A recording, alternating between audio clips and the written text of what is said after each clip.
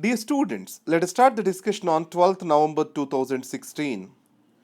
Now, the recent presidential elections in the US, and there are a series of articles on the same. Why did the Donald Trump win these elections? Now, the present article also debates into the same, the short arc that led to Donald Trump. We have seen multiple explanations explaining the reasons for his elections or for his win in these elections. The first one is the globalization raised the inequalities, and there is a perceived sense of loss among the people. And added to that, the globalization has united the economies but failed to unite the politics.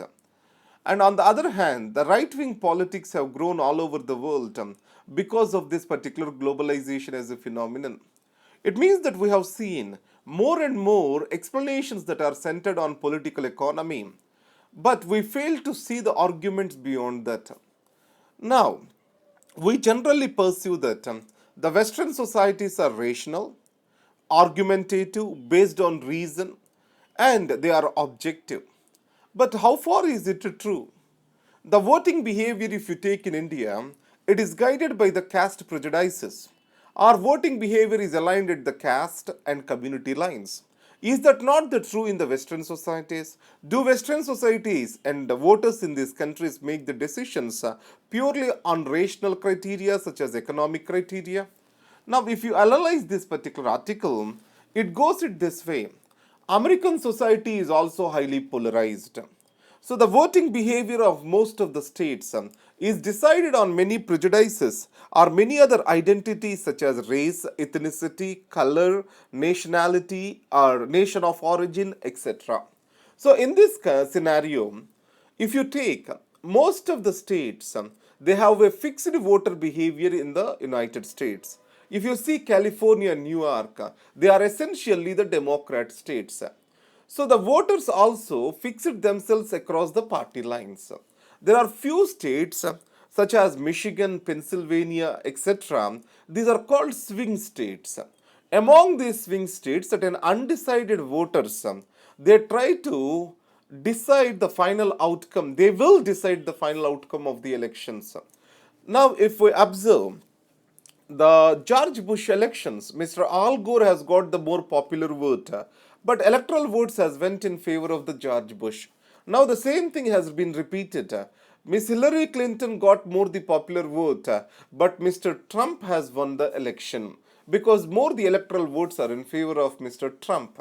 So in this scenario, the American elections, they cannot be called as foolproof, and American people voting behavior, it is also being influenced by many of the criteria which is centered around the identity of the people. And the second thing is, American society was built in the principles of inclusion, participation, and then pluralism. So these are the ideas. So the diversity of the American society, acceptance of talent, and providing for a land for opportunities or demarcating itself as a land of opportunities, all was made through the vision of its great leaders. During Lyndon B. Johnson's era, so the great society was made through open immigration policy, and much of the talent pool has got shifted from India and other developing countries towards the US. And US has developed into a nation because of these fine human resources.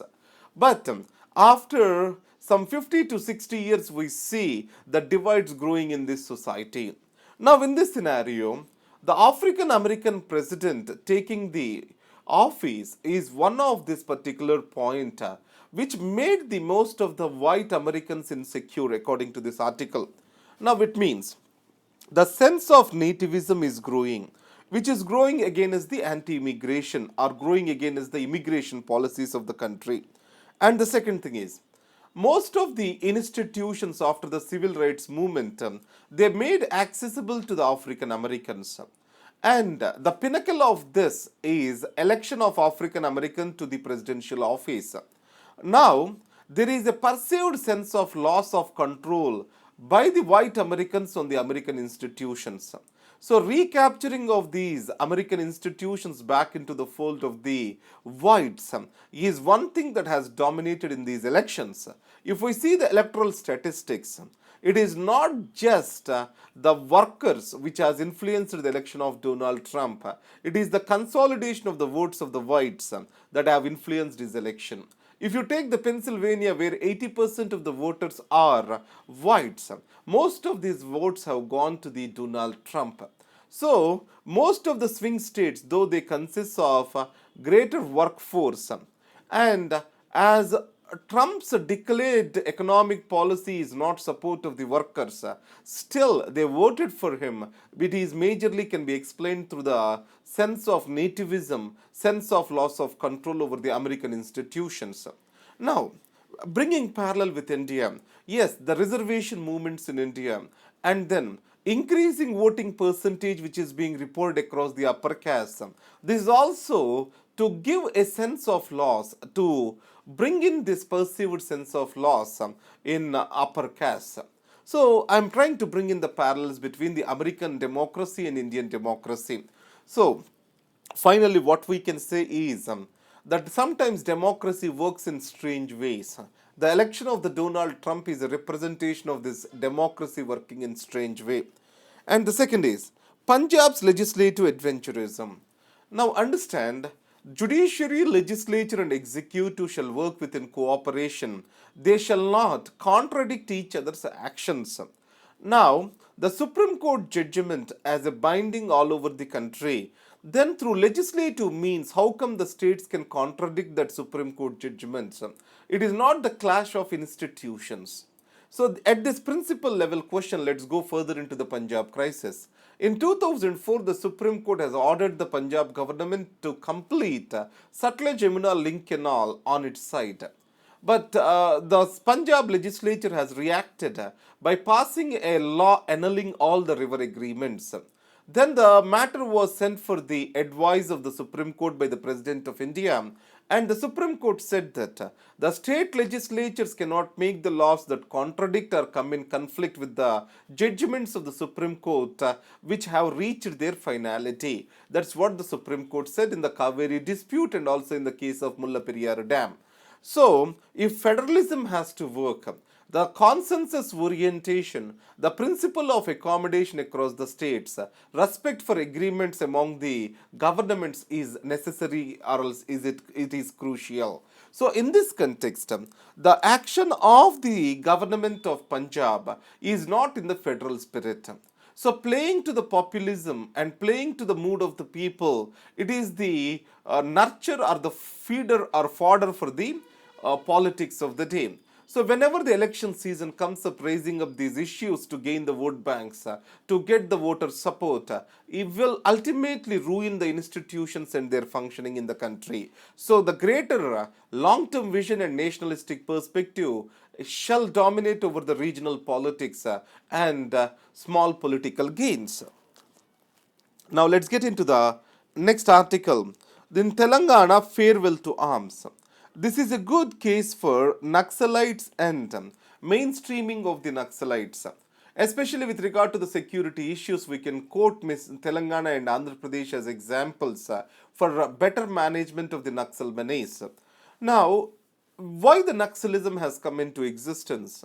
There is a sense of oppression among the sections of the people, especially the feudal lords in Telangana region, has pulled many people towards this Naxalism.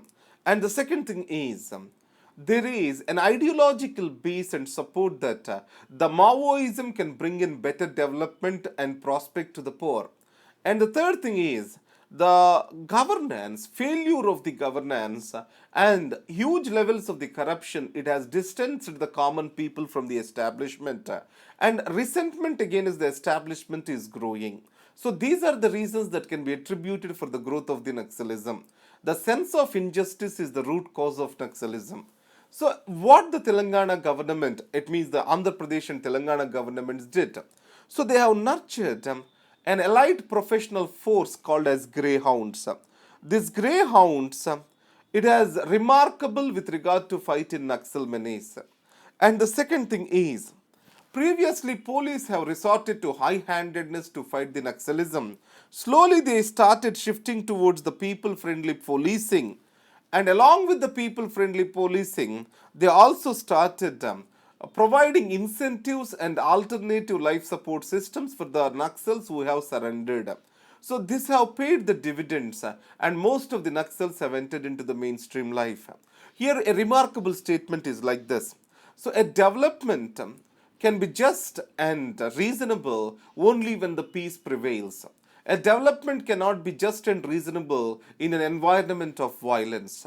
So, if you understand clearly this statement, so the development occurs through the constructive engagement, not through the destructive violence. That's what is the essence which we can drive from this particular essay. And the second thing is the administrative systems and then the development and democracy getting penetrating into the hinterlands is also the second reason for the downward spiral of the Naxal movement in these states. So these we can quote as examples. Now let's come into the news of today. The first one is India and Japan have concluded the civil nuclear agreement. So now understand the civil nuclear cooperation agreement. According to this, if we have to realize our nuclear energy potential, we need the nuclear reactors. Other than the Russian nuclear reactors, either it is American or French, we need the spare parts from the Japan. And most of the companies, Areva, and then Westinghouse, General Electric Company. These are today owned by Hitachi, Mitsubishi, Toshiba, which are the majors of Japanese. And the next is Japan also need this nuclear agreement for the reason that the nuclear industry was in shambles or else almost died in Japan after the Fukushima nuclear disaster. So in this, it's a win-win situation for both India and Japan. But however, Japan is very much sensitive for the nuclear bomb. Especially India is not a signatory of NPT. Japan is very much wary and it was unable to explain to its public about going forward with India. In this context, a clause proposed that is called as nullification clause. It means if India resorts to testing tomorrow with a notice of 1 year, Japan can come out of this civil nuclear agreement. Now, India as initially did not is not willing to sign for this, but finally India has given its stand and it has signed this agreement. So this is the hallmark of the President Modi's visit to Shinzo Abe, that is visit to Japan, that made this thing. Now coming to India-Pakistan, Indus Water Treaty and the problems with it. India is building the Kishan Ganga project. Pakistan has objections to the same. Then what is the dispute resolution mechanism? There is a permanent Indus Water Commission with the commissioners from both the sides. Then the matter will be escalated to the World Bank if it is not resolved at that level. At the World Bank level, if the issue is technical, a neutral expert will be appointed. If the issue is beyond the technical and the neutral expert certifies so, then an arbitration process has to be initiated by the World Bank. Now, India recommended for a neutral expert and Pakistan recommended for an arbitration council. Finally, World Bank has decided that a neutral expert will be appointed and also arbitration mechanism according to the demand of the Pakistan will be initiated. So how these two dispute resolution mechanisms can run simultaneously is a major question over here. So Indus Water Treaty, which is mediated by the World Bank, is said to be the most successful water treaty in the world. It has survived the 3 wars and it has said to be the model water treaty which other countries can emulate. So these are the discussions for today. And coming to the other issues, the black money drama is going on, and then we have this demonetization could cut inflation. That's what is the Arvind Pangaria has talking about. So the demonetization is obviously is going to decrease the supply of the money, and it is expected that some 20 to 30% money may not reach back to the banks, and it also increase the money availability with the government. And the decrease in the total money in circulation will ultimately lead to the cut down of inflation, according to our Mr. Arvind Pangaria. So these are the articles for discussion today. The world today. The first thing is the growth of right wing politics across the world. And the Brexit is a symbol of the growth of right wing in UK. And winning of the Mary Le Pen in local elections in France, it reflects the same. The same is going on in Hungary, Netherlands, everywhere. So what it reflects today? Because whenever the right wing grew in Europe, it has led to led to world war in one or the other way. So it means this growth of right wing is, it suggests certain in a kind of a world which is going to come in the future. So let us wait and see. Now these are the articles for discussion. And then fisheries conflict. The India and Sri Lanka has this fisheries conflict, especially related to something called as bottom trawling. And Indian fishermen are entering into the Sri Lankan waters, and the fish population is decreasing in their waters, which is causing hardships to the northern Sri Lankans. So, a joint working group is constituted which will resolve this particular issue. So, it's a step forward. These are the issues for discussion today, and thank you very much and all the best. Added to this, there is a small announcement for you. On Civils Prep, I will be posting the newspapers related to Indian Express and also the Live Mint. Because the business news and economy is not being covered in India in Hindu, so I will be making a separate video on Indian Express and Live Mint since yesterday I started the same. So you can go to the Civils Prep channel, the YouTube channel, and you can look for the videos over there on Indian Express and Live Mint. So these are the articles for discussion today. Thank you very much and all the best.